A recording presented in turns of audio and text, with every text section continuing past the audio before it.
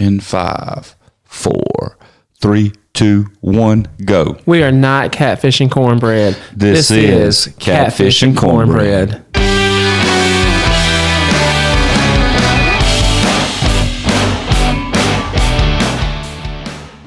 Hello, everybody. Good day. I was going to say good afternoon, good morning, but good day to our Catfish and Cornbread family. And remember, we are not Catfish and Cornbread. This is Catfish and Cornbread. So how's life going, man? Life is good. I spent this week learning, this week rather, I learned a lot. As you know, I'm sure we'll talk about this, but the vaccine opened for the next group, which we're in that group 1B. So shout out to the teachers. So that has been interesting. I got a bad feeling about this. In addition to that, a former student, which now I would definitely call him a great friend of mine, who is now in real estate, introduced me to this it's new to me, I should say, quantum energy. And it's this idea that you kind of speak things into existence. So he sent me this YouTube video. It's about 10 minutes. What were you thinking? Nothing. I'm just saying. Listen, hold on. Let's go. Let's approach one at a time. Let's hit the vaccine. Well, first. I know. Do you want to hit the vaccine first? Yeah, hit the vaccine first. Okay. Are you planning on getting your vaccine? I am, and actually, this will be my second vaccination. So I am a little bit nervous about this particular one because I have heard if you've already had COVID, and you know that I've already had it. Yeah, when you say second, now you're talking about I've already had the first shot. one, the Yes. A and the B. So this is B you're working on, okay. So, I had COVID back in September. Mm-hmm. So I've heard that if you've already had COVID, the second shot is going to affect you a lot worse than the first shot. The first shot was fine. It was just like getting a regular shot. Your arm might be a little sore, but that was about it. So I'm a little nervous, not hesitant, because I think it's great. Now, I am a little bit sensitive.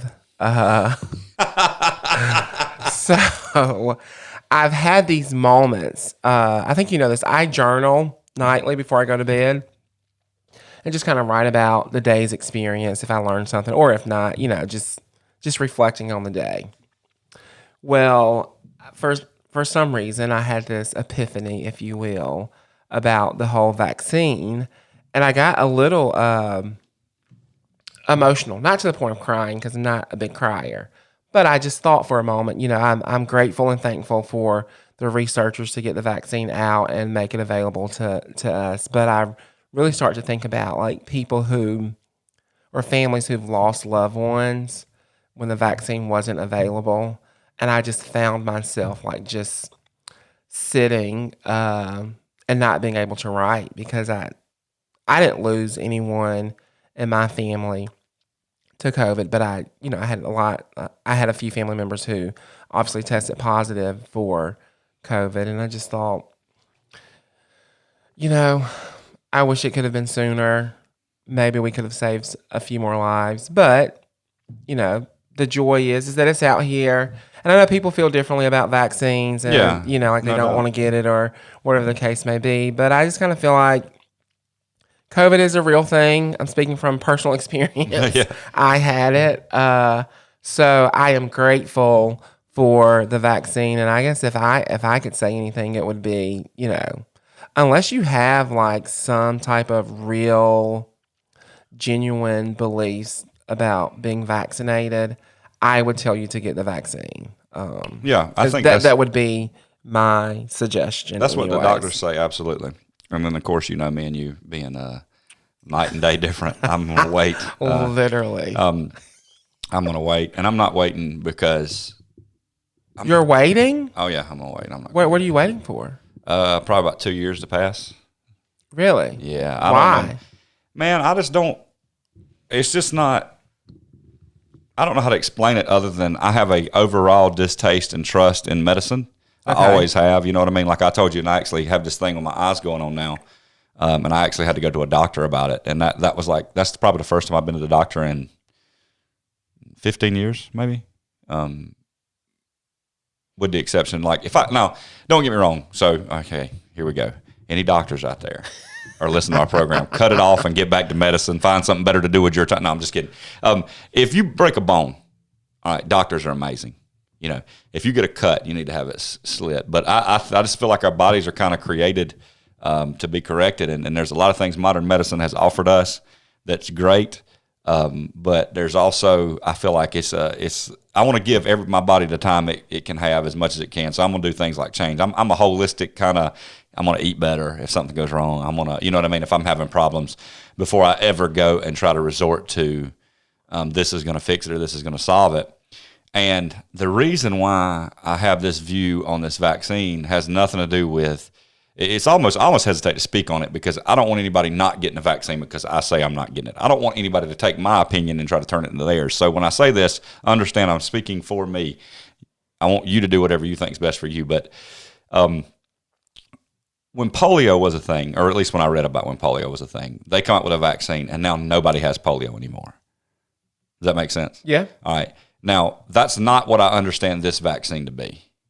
So I understand this vaccine to be a lot more like a flu vaccine, which is not going to. So I don't understand. Like I'm concerned, or I don't understand it, and I don't jump into things wholeheartedly that I don't understand. I don't even jump into things partially I don't understand because somebody somewhere in an office told me to. And I'm not knocking people who do. They're the experts. They've been to school. I get it. I'm the weirdo here, not you. Okay, I believe that wholeheartedly. But like, I just don't like. I'm just skeptical. It's just my nature. They're like, hey, get this shot in your arm. I'm like, why? They're like, well, it's the vaccination. I'm like, well, how's the vaccination work? And that's where most of the conversation stopped because I'm not smart enough to figure it out. Okay. I'm like, well, when polio was a vaccination, everything went away. And they're like, yeah, this is a different type of vaccination. I mean, I've talked to people who are a lot more intelligent, and I've talked to people who are. I got a third party. I try to figure this out. I just can't wrap my mind around it. It's like it's going to help. And like, so I took the flu vaccine this year, and I got the flu. So I'm not. I'm gonna do what I do. I'm gonna eat better. I'm gonna take care of myself. I'm not, and I'm not knocking anybody. If you want to get, my mom went and got the vaccine. I encourage it. If you're over, what is it? What's the threshold? The 72 threshold or whatever they did. Yeah, go get it, man. If I was over 72, I'd probably go in to get it. I'm not. It's a different scenario for me. So I'm not knocking anybody who is. I'm not. Again, it's not. I certainly believe COVID is real. I've certainly seen devastating effects it's had on local families who've lost a loved one. I'm certain. Given their circumstance and what they've been through, that they want to get the vaccine, and I support them in that wholeheartedly. And I'm not saying, I don't think there's anything wrong with deciding to go get it. Just like I don't think there's anything wrong with me holding back and saying, no, I'm going to see how this affects things. I'm going to see what happens over his first couple of years. I may regret that decision one day. Y'all could potentially play this at my funeral, right? But no, we're let's not hope not. Yeah, play it at my funeral. This is what happens when you're hard, you're thick-headed, and you won't listen to professionals, because probably people need to hear that if that happens. But you understand what I'm saying? It's like, yeah. I'm not. It's just not me, man. I don't rush to get. It took me 12 years to get a flu vaccine. Well, I used to get the flu vaccine, and I always, and this is very, I guess, ignorant of me to say, because I know it takes a while for the vaccine to like run its course through your body, but I always got the flu. Mm-hmm. And I haven't taken the vaccine or gotten the vaccine in 2 years. Yeah. And I hadn't gotten the flu. Well, I think the idea of it is if you do contract the flu virus, it helps you with the symptoms. And I think that's the same idea of it when it comes to COVID-19. If you do contract it, it's not so harsh on your body. All right. And for somebody who feels like they could not survive the harshness of it on their body, I would encourage them to take it. Right. I just think I can, And so, I'm about 25 pounds overweight, but decently good shape. Move around a good bit. It's not like but like I said, for my grandparents now, they never asked me. I'm glad they didn't, because if they asked me, my response would be, well, what do you think? But I would say, yeah, it's probably best for them to take it. You know what I mean? Because of what it does and the age difference and everything. So I just don't. I don't see it. I don't see it as a solution. If it was a solution to not contract COVID-19, then I'm all for it. Hey man, let's let everybody jump on board. Let's roll the dice, because this thing's been big enough where we got to start taking some extreme measures. But if I'm still going to have it, and potentially it's just a helping the side effects, not me, man. Speaking of, I had this thought probably yesterday, because if you've been watching the basketball conference tournaments. the ACC tournament, both Virginia and Duke couldn't play in the quarterfinals because of testing positive. Someone in the program. It didn't say whether it was an athlete or a coach, but I'm assuming it's an athlete because both programs couldn't continue playing in the ACC tournament because of someone tested positive for COVID. And I thought, and if you're not an athlete, or I shouldn't say if you're not an athlete, if you're not a fan of athletics, you might not like this comment. But I thought, and maybe I'm being a little bit selfish because I am looking forward to March Madness this year and things getting back to normal as much as they can be without too many more COVID restrictions. Thought, could we have given athletes, college athletes, the vaccine sooner? Because I want to watch basketball. No. So it was just like, and I know this is selfish of me to say, but like when I saw that that Georgia Tech went on to advance, they're going to play in the ACC championship against Florida State. Florida State beat North Carolina last night, sadly. Who is I know you got a Florida State fan you work with. I see. Yes, there. Dr. Jenkins. Right. Yes, You tell Dr. Jenkins we're not happy about this. we were watching the game in my classroom on Smartboard.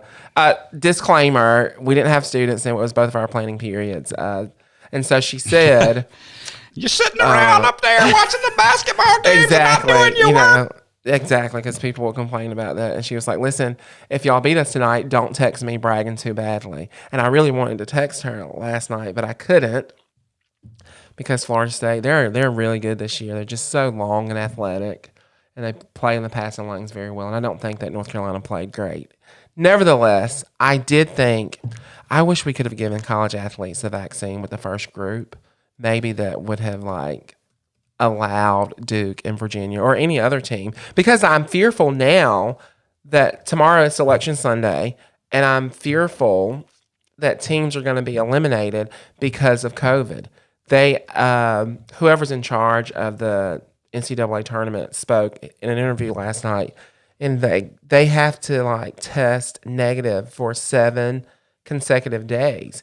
And you and I both know this. There have been some false negatives out there. So that scares me. I hope they got a plan in place to, with Saban. Saban got a false negative the first time. I don't think the second time his was a false negative, but he got a false negative the first time.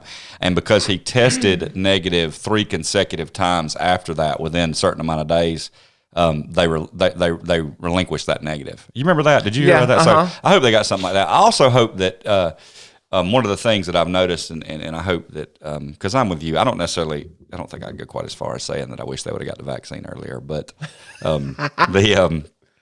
but I would say that I would hope that they do everything they can within their power to protect them. Yeah, they did say you could have, as long as you have 5 healthy players, you could still continue playing. So that's what I'm saying. So, I mean, it would be it's important to these institutions. And we probably got some people listening who don't look at sports the same way we do. And I want everybody to understand, these young men, I am a young man who was offered an opportunity to get educated because I could catch a football. That is the only reason. Okay, there's no other reason in this world. Now, I was not stupid, but I did not apply myself. All right. And had it not been for that avenue, I would have not had these things afforded to me. So I know there's a lot of people out there who are going, oh, well, when we say these drastic things, guys, it's a sport. It's a sport. It is a sport, but it is a sport, much like some students' SAT score gets them into college because they're extremely smart, or their grades, the fact that these guys rely on this for their success. It's very important to them. It's and I always say this as a coach, I never want there to be any animosity or friction between athletics and academics, because I don't think you can do one well without the other. All right. But at the same time, I don't want anybody there to be any dismissiveness before it too. Used to be years ago, people would say athletics first, academics second, academics first, athletics second. I'm like, no. They are both making this the development of the character and the ability of this person is first, and athletics and academics both play a role in that. And so that's the reason why I view this stuff as important. So I think these colleges, and also if you ignore the money making avenue it is for these colleges, I always get in that kick, and maybe we need to talk about that for a minute, where people talk about, should you pay college athletes? I'm not a fan of that. Oh, good. Let's talk about that then, because believe it or not, You are. I am a huge fan of that. I am not a fan, and just like you, I was afforded an opportunity to receive a great education because of my ability to be an outstanding athlete as a basketball player. And my chemistry teacher in high school was also my professor in college. I always say that I think part of what you one of the reasons why you accelerated so well in college too is your humility. Yeah, you're so humble. I am. When you talk about your abilities and stuff. It's extreme. It's just you know amazing. what? That's so funny. The humility that you use. Because I get upset when younger people, I'm not going to say my students, just when young people like question my athletic ability. Like, oh yeah, it like. Well, how are you, Shivani? Fuels a fire in my soul. I'm 35. 35, and you're going to grow out of that here soon. I hope so, because I still find myself getting angry, and I just want to like just demolish them. In fact, I have these group of boys. I love them to death. They're wonderful kids, and they like almost like bullying, if you want to call it what it is, about me like not being able to play basketball. So one day, I was like, you know what? They have PE 6th period. I have a virtual class 6th period. It will finish early for this particular day, so I'm gonna go in the gym. Clay. I went in there, and you know me, I can be a little bit extra. So I definitely caused a scene when I opened the door. And I was like, anybody who wants this work, we'll call this game Beat the Coach. We're going to one only because there were like 6 kids in there that wanted to play me. So, I was like, you know what? If you score on me, you beat me. If I score on you, I don't want to hear your mouth ever again. I rolled up my sleeves, and I just took it to town. Yes, I was. And they were actually very stunned. And I was just like, of course you are. Just don't question my ability to play basketball again. Anyways, I am not a fan of paying college athletes. And here's why I say that. I think the payment in some cases would be the tuition, your ability. So I went to school for free. Thankfully, my mom did not have to pay a single brown penny for my college education. And so to me, in my mind, that was a payment, because other students who were definitely smarter than me were having to get loans, or maybe their parents were able to afford their college education. So I'm just not a fan of paying athletes when they're getting a great educational experience from whatever institution they decided to attend to participate in that athletic event. And that's just how I feel. I'm not saying I'm right, wrong, or it's even indifferent, right. But I just personally would not want to pay a kid. I'm not. So when I say I'm for paying athletes, I want you to understand, I think the system they got now is actually pretty good, especially on the Division I level. Here's the thing, and this is what it boils down to. I'm not for extorting anybody. Okay. Or I'm not for extorting anybody in a situation where they're not agreed to being extorted. That's what a contract is. All right. Now, with that being said, the one reason why I am believing these kids should be played is because they don't let some of these kids enter straight out of high school anymore. Like, a kid cannot enter football, NFL straight out of high school. And that is problematic to me, because that all of a sudden has become extortion. He's not able to earn his value. Now, I completely agree that part of their value they're getting is the education, and I'm happy for that opportunity. Don't misunderstand me. But I hear these stories, and I think it was AJ Green. You being a Georgia guy might remember. He sold his signed autographed uniform that he wore in a bowl game that was given to him for $800 to a collector. Somebody wanted it. He sold it to him for $800, and he faced scrutiny for that. And I'm going, guys, there's a couple things wrong. Did AJ Green wearing that jersey make that worth $800, or did the jersey make it worth $800? What do you think? I would say AJ Green. AJ Green made that worth $800. So did AJ Green he utilized certainly Georgia's help, right? There's no doubt. Absolutely. There's no doubt that they went in that together. But to say that he can't retract any of his value that he's created for that jersey by his effort blows my mind. You would never say that to anybody, anything else. If an artist painted something, you would not say, "Oh, well, you owe money to the people who designed the canvas." It's like, no, I bought the canvas, right? Or no, they thought I could do it, so they gave it to me. And that's what scares me. I understand there's a part of the equation where these guys have to be evaluated, compensated. I mean, they get free room and board. They get all these things. Yes, I think all that. But then you look at it, and at one point in history, the size of the organizations, athletic organizations, was the New York Yankees, the Boston Red Sox, and the University of Texas football. That's the way it went, 1, 2, and 3. All right. So when you tell me that these kids are making millions, billions of dollars for these universities, they're doing it, and you tell me that what they get rewarded is, hey, you're going to get your education for free. I say that's wonderful. That's a beautiful thing. They can change their life. But then if you're going to say, on the other hand, this kid's good enough to go play in the NBA and he can make $40 or $50 million over the next 5 years, and you're going to substitute that and you're going to make him risk tearing up, blowing an ACL, getting hurt, something like that for 1 year, doing this right here, and you're going to compensate him a $60,000 a year education for 1 year? I'm going, no, you're exploiting that young man.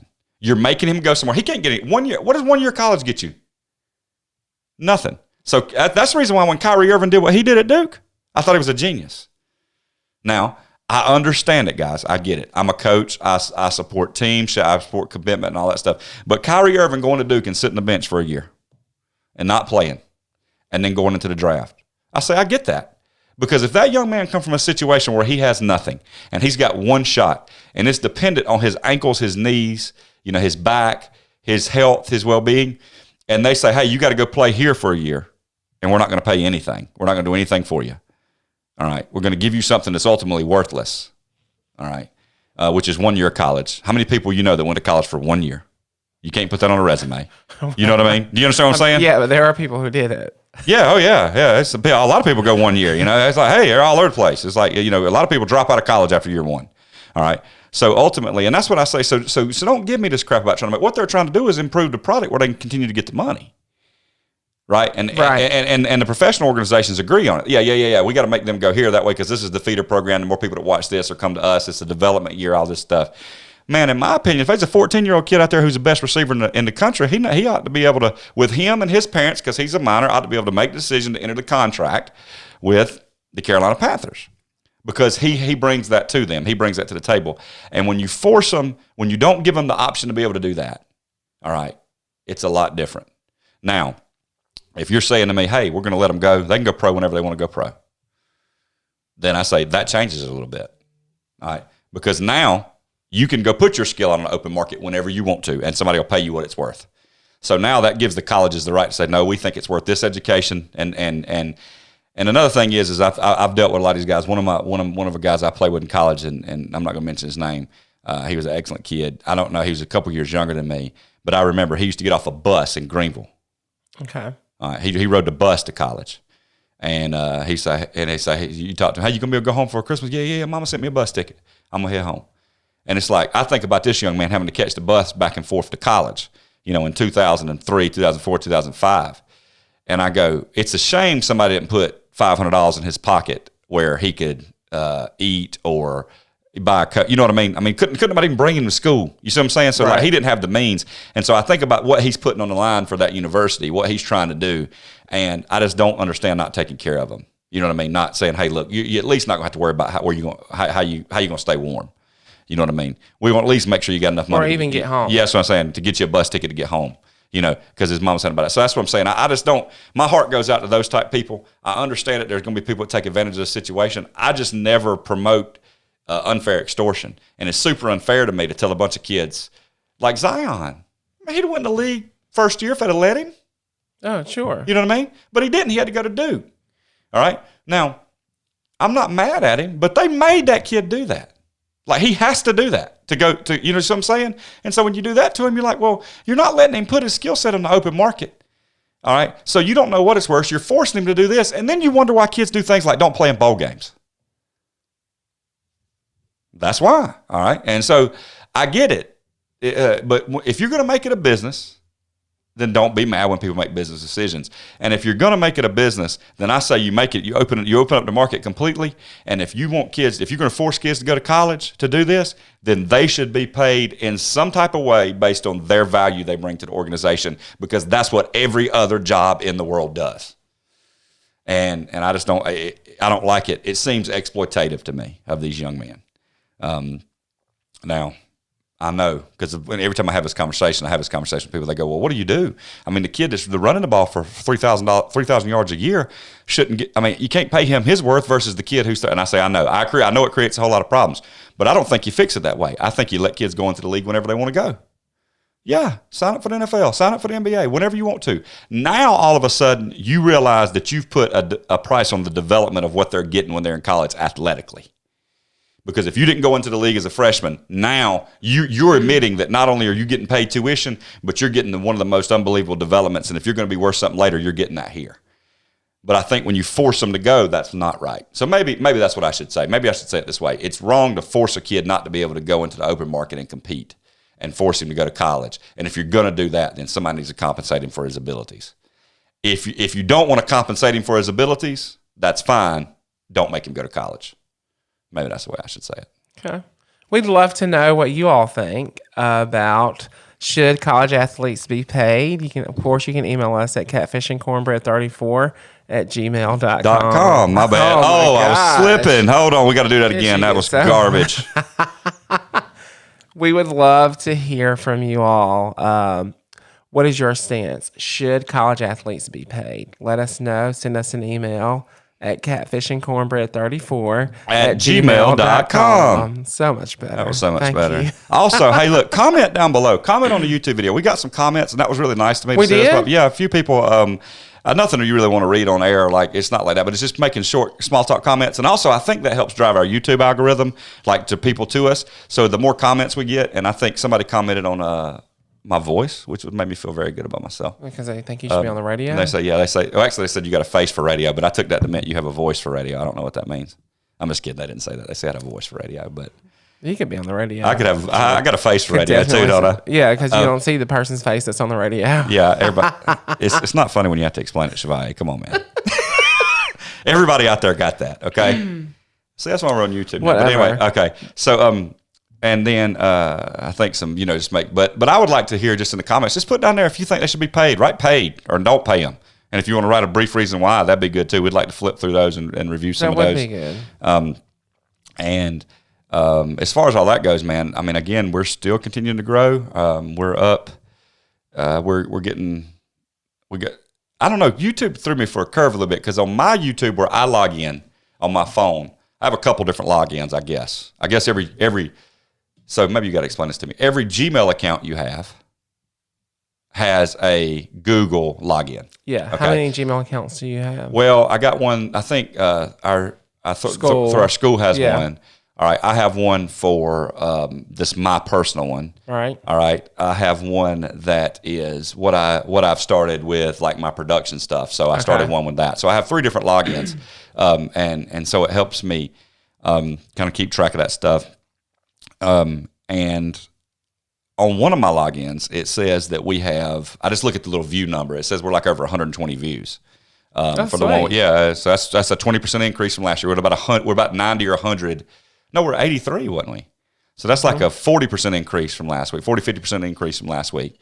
And we're getting subscribers. We had a couple people follow us on Twitter. Remember, are you tweeting? You was giving me a little junk. I ain't figured out how to use it yet. So then, whatever. They're following us, though. You said they wouldn't follow us. We got followers. It defeats the purpose of following if you're not going to send out tweets. I'm going to. I'm trying to figure it out. Are you yelling right now? Yeah, because you know I don't mess with any of this stuff. I know, but you're going to say, "Oh, we have people following us on Twitter." Well, last week you was like, "You ain't got nobody following you." You was like, "You ain't got nobody following." And I was like, "Well, hey, I don't even know what I'm doing." I had to realize that that's what that meant. Okay, well, can someone send Clay a tutorial on how to tweet? Well, no, I've looked it up. I figured it out. Okay. I see the little bird. So thing. why haven't you tweeted? Well, because I'm still looking at it. To be honest with you, I'm not huge on social media, so I'm trying to figure out how I want what direction we want to take with that. Okay. But I wanted to challenge you too. We need to update our Facebook. Yes, and actually, I'm so glad you said that because I am going to create a new Facebook page for us. And then somebody says we need to go. I just want to be able to say, check us out on the IG. What? Check us out on the IG, y'all. Huh? You don't want to do that? You don't like that idea?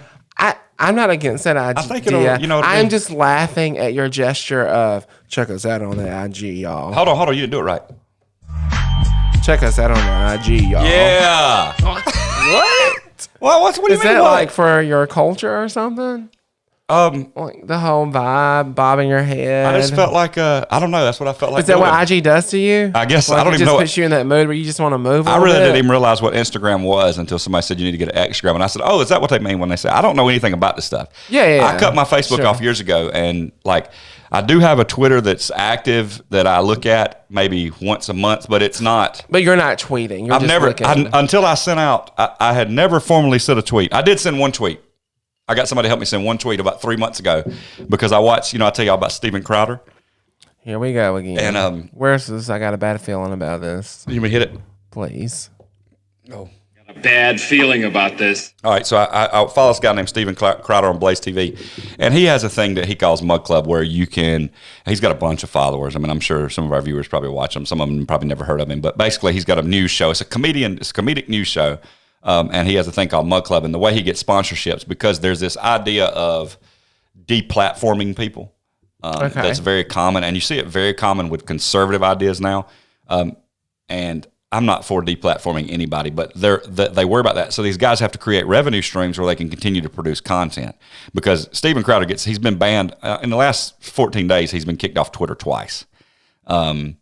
They'll suspend him or put his account in suspension because there is, whether people want to admit it or not, there is a huge push for censorship of speech.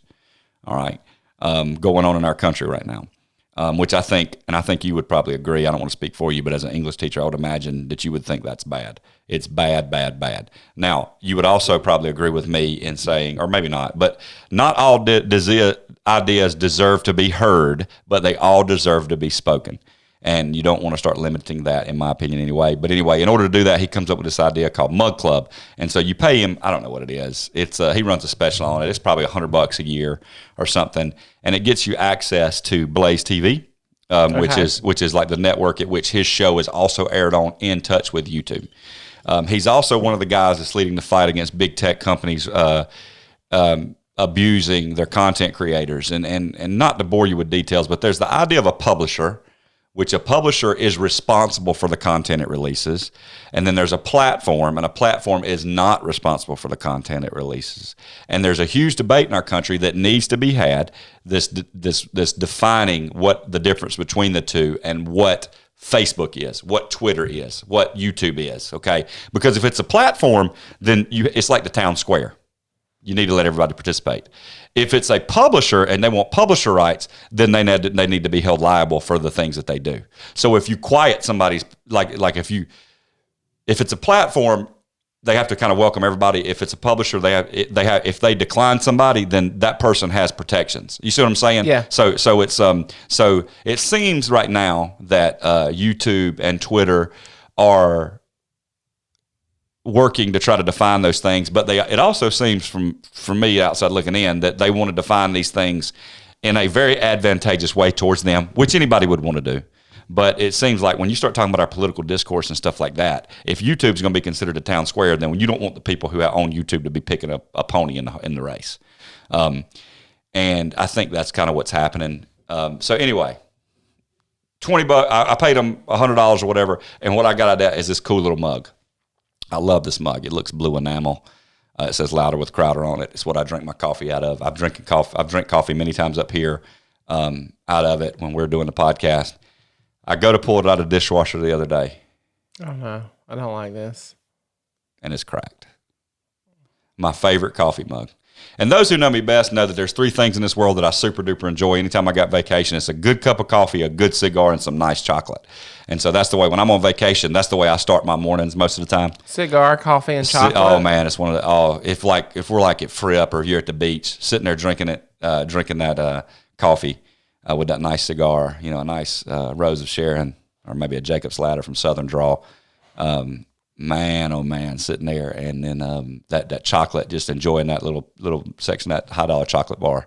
I'm talking about the good Swiss stuff with the mountains on it. You really can't really pronounce it, but you act like you can. You know what I'm talking about? Yeah. That type of stuff. So anyway, so that's my favorite thing. So when I looked in there, I was like, dun, dun, dun, and then my coffee mug's broke. And so I tweeted Louder with Crowder, and I said, guys, I want you to know that I broke my mug. And I said, actually, I didn't do it. My wife did it in the dishwasher. Oh, so you're going to blame it on your wife? Well, it went in the dishwasher. Maybe it wasn't dishwasher safe. Well, it was safe all the other times. I've had this thing for like 2 years, 2.5 years. But anyway, back to my story. Here we go. I'm just kidding. It cracked, so I pulled it out, and I texted him. I tweeted him, and I said, my wife broke my mug in the dishwasher, and instead of a divorce, is there a way to get a replacement? Come to find out. Did you say instead of a divorce? Yes, that's hilarious. I told her before I sent it that, I was going to divorce her if we couldn't replace it, but I'm just kidding. I told her before I sent it I was going to send a text. He's just kidding. Yeah, I think everybody knows that. But anyway, so I sent it. Come to find out, the guy emails me back. It's one of these. It wasn't even the right account. It was like somebody trying to knock off the account where I guess they can get views or whatever. Yeah. And he's like, dude, he's like, just FYI, I'm just a fan that follows the show. However, your tweet made me laugh, so I'm responding back to you. And he gave me the information to send it to the right people, which I have not done yet. So. Okay, you need to do that so we can get you a coffee mug. Well, I understand. I might just let my thing expire and pay them again. Okay. You know what I mean? And they'll send it to me that way. It might be the easiest way. You can do that as well. But they, so I thought that was weird, though, that the guy I was talking to, it really looked like their account to me. I'm sure a lot of people have like these knockoff fake accounts. Yeah, but I think that's a little bit of BS in my It opinion. is. It absolutely is. But if it's going to get them followers or people believing that it's actually the real group of people or a person, then why not? People do it all the time. Yeah, I just think it's shady. I mean, I don't know. Very much so. Like, I mean, we could go out and be like, the Joe Rogan Experience podcast squared. And, hey, sign up here. You know what I mean? It's like, I don't know why you do that. I just don't. I mean, I would rather have the 120 people that are watching our show right now than 5 people that got tricked into coming here to drive the views up, I guess is what I would say. Right. So, anyway. All right. So, we've determined vaccination, athletes payment, and the other thing you said something about quantum energy. Yes. So I was introduced to this idea of quantum energy. So a friend of mine sent me this video and was just like, watch this. It's only 10 minutes. So I did watch it, and I'll send it to you also. And it's just this idea that you speak things into existence. So this guy, I don't remember his name, so I'm not going to try to butcher it. But anyways, he keeps this notebook, and he writes things down, like things that he would like to see happen in his life. And one of the examples that he uses, I think that he was in a commercial with Serena Williams and LeBron James. And so he kind of like checks that off, like, I wrote this down, and it happened. And that seems to be like a bit far-fetched to even me sometimes as a common person. But I think also there's a lot of truth in that. Like if you write things down, you kind of see it into fruition or reap the benefits of the fruit of your labor. Absolutely. If you're willing to work. So I think that quantum energy says, like, if you're willing to put in the work, and you can write these goals down or these manifestations, however you want to word it, that it will come to light. Absolutely. And I never looked at it that way, but there is some truth to that. Yeah, I think a lot of people, if I was being honest with you, I think a lot of people have been ripping off biblical principle or other religious principles for a long time and acting like it's something new. And then when you hear it, my natural reaction is to go, oh, I'm skeptical because it seems like somebody trying to sell me snake oil. But, I mean, I believe that if you seek, you find. If you knock, the doors are opened. If you ask, it'll be given to you. You know what I mean? Like, so I think that's very biblical principle. I think that what happens is a lot of people maybe take that out. You know, we've said that before. What goes around comes around. Karma, things like that. Yeah. You know, all these are biblical principles and principles in other religions that are very, very common. And I think people come up with new spins on them a lot of times that make them a lot of money, which is good. But it's an old school principle. You know what I mean? Like, it is, and that's what I like about it. I love that people can make that attractive. You know, now. Yeah, it's. I would say that it's extremely attractive in this new age or new era because you have this. I don't know, like Gen Z kids or whatever. What are these kids called? I gave up after whatever. I was a techie, and then. I forget. When I went to every time I went to one of them groups, they defined me as something different. I used to be Gen X. Yeah, I'm not really sure. I don't keep up with it. I'm just me, like whatever. Yeah, I don't know what that means or whatever. The kids younger than me seem to whine about everything that don't go their way, and the kids that older than me seem to whine about the kids younger than me that whine about everything. So sure, that's the way I feel about it. So it is. There is some attractiveness to it, and I think the approach is more worldly, if you will. Oh, absolutely. Yeah, it would not be a Christian. Yeah. And so it allows people to really believe in this process. Yeah. But if you're someone of great faith and I said this to my friend, I was like, well, you know, it appears to be far-fetched, but it's also as it pertains to my faith in Christ, like, same thing you just said, like ask and it shall be given. Yeah. And so there is some correlation there. I would encourage anybody, if you doubt the power of your focus, is what I would call, like as an individual, because I do believe God kind of created this world to operate under certain consistent things, and I think we can find a lot of those things in the Bible, or all those things in the Bible, probably, I would say. If you doubt the power of your ability to be able to focus on something to accomplish it, then you should try it. Write it down. Now, where I think this goes off the rails is somebody will hear this and say if they write down win the lottery, they'll make it happen. Win the lottery. Yeah, that's right. not. I don't think that's what anybody's saying here. We're talking about things that you focus on and things that you can do. Right, because he said in the YouTube video, maybe he was a little bit overweight or just out of shape, and so he would say things like, "I'm going to be a Nike athlete," you know. So, I guess if you're looking at it with like a naked eye, you're just like, dude. Yeah. Please get your life together. But there is some action there. Yeah, absolutely. You know, he started working out. So there's this idea that you can say these things, but you have to have a follow through. Yeah. And I think that's the disconnect with a lot of people is that they want to speak these things into existence, but they don't have a follow through. So he said, you know, like, I want to be a Nike athlete. And whatever that meant to him, it essentially meant that he needed to get into shape. I think another thing that I've read a lot and I talk about a lot on here is Jordan Peterson's Rules of Life. And I think it's rule number 4 that says get up in the morning and make your bed. Yeah, developing good habits. Yeah, and the point is like you can change the world, but if you think you're going to start anywhere other than where you sleep or what you've got to take care of immediately in your life first, then you're wrong. You know, so it's the idea of, hey, look, it's great to want to change things. You start at home first, and writing them down, I would say, is a good start. So if you have anything, if there's anybody out there who's listening, and I'm sure everybody who's listening has got something they want to affect change in, I think that's great advice. Write it down. Not in some mystical genie kind of way. I don't think anybody's saying that. When people say stuff like quantum energy, it makes me worry a little bit that they might be saying that, but I'm not saying that. I'm saying write it down and watch what happens when you focus on it and see the effect you could make on it. And you would be amazed at just the simple act of writing it down. I tell those kids all the time I teach when we talk about success-driven stuff, like there's a commonality between, I can't remember, it was like they interviewed like the 20 considered most successful people in the world at one time, and I had the article on it. And the commonality they found between all of them, they had handwritten goals, I guess I should say. I follow Coach Taylor, Johnny Taylor. She's a University of Georgia's women's basketball coach, and Don Staley. Pretty religiously, because I think that they both have changed the culture of not only their institution, but more particularly their basketball program. They both played against one another in the SEC Women's Basketball Finals. And Johnny Taylor, she talks about how she wakes up at like 4 a.m. And the idea behind that is she wants to win the day. And like, in order for me to be successful, I need to get up, and I need to get up and not only just show up, but follow through. And she sets goals, and she tries to demonstrate those things to her student athletes as well. And I'm not getting up at 4 a.m.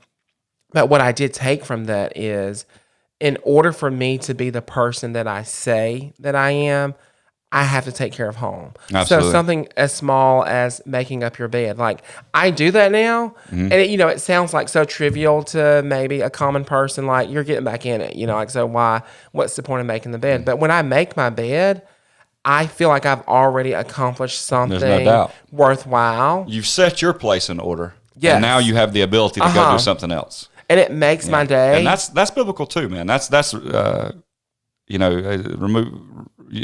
You who have not sinned throw the first stone. Remove the plank out of your own eye. Those are huge biblical concepts that are foundational. So I'm sorry I interrupted, but no, you're okay. Like, I appreciate quantum energy for its message and the attempt to almost do what's right in terms of your life success. But I also love it because it reaches a group of people who may not be like that'll be shut off. thrilled. It's a back door. Yeah, exactly. You'll be shut off immediately when you hear. But it also sends a message of follow through. I can't write and close the book and just sit on the couch and become a couch potato. Yeah. I have to write this down, but then I got to go out and put in the work. Yeah. And I think that's where a lot of young people, I don't consider myself to be that young anymore, but I think there's a disconnect there with a lot of young people that they think just because they think it, that they're going to reap these great rewards. Nothing frustrates me more than kids wanting to pursue a goal of athletics, or if you just want to be a common student, you want to go to Georgia Tech or Duke or an Ivy League school, but you haven't put forth the work. Like, that drives me absolutely crazy. Well, there's nothing more foolish. I mean, that's I'm going to do it. You know what I mean? I agree. It's tough. But make sure. So why don't we do this? Why don't you comment there to give you another opportunity to comment on our YouTube video? Comment on the YouTube video if you think quantum energy is good or bad, a positive or a negative. If it's real or it's a hoax, writing something down, that would come forth. I'd love to hear what you guys think about that. Also, don't forget to follow us at Fish and Bread 34, Fish and Bread 34, all spelled out, all one word, all lowercase, Fish and Bread 34. On Twitter. Yeah, you need to say that. You didn't say that. I did just then. You did not. I was going to, and you interrupted me. Oh, okay. I'm sorry for interrupting you, but your delivery was not great. Follow us on Twitter. Follow us on Twitter at Fish and Bread 34. Fish and Bread 34. That's all lowercase, all one word. FISHANDBREAD 34. Fish and Bread 34. Or you can email us at catfishandcornbread34 at gmail.com. Look for coming out, and I'm going to talk to Shivaya. We got to get off camera and talk about this, but we're going to try to produce a tournament bracket. That way that people can compete in the Catfish and Cornbread first ever March Madness bracket. Yes. And the winner's going to win a prize. We're trying to get all that stuff out there. Please help us promote. We appreciate every share we get, every comment we get, every like we get, every subscriber. I can't tell you how much it means to us. So keep that up, man. We cannot continue to do this without you guys' support. You guys make this what it is. So we're happy to do it. So we hope you keep on following and listening, man. Thank you so much. You got anything else? Yeah, one more thing. Last but certainly not least, I will be shooting guns here soon. Yeah, click, clack. Click, clack. We're going to be shooting guns. So be on the lookout for as always, we appreciate you guys and we're so grateful for you.